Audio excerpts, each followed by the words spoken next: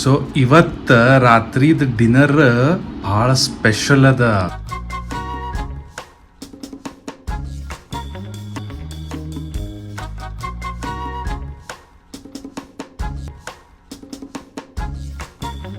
ಫಸ್ಟಿಗೆ ನೀರು ಹಾಕಿ ಒಂದು 5 ನಿಮಿಷ ಬಾಯ್ಲ್ ಮಾಡ್ಬೇಕಂತ.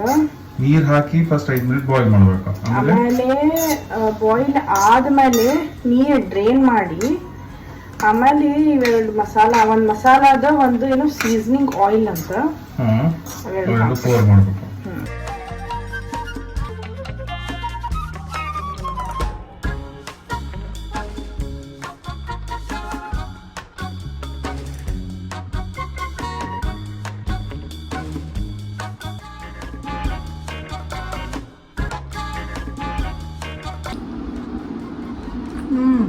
ಹೋಯ್ ಹೋಯ್ ಹೋಯ್ ಹೋಯ್ ಹೋಯ್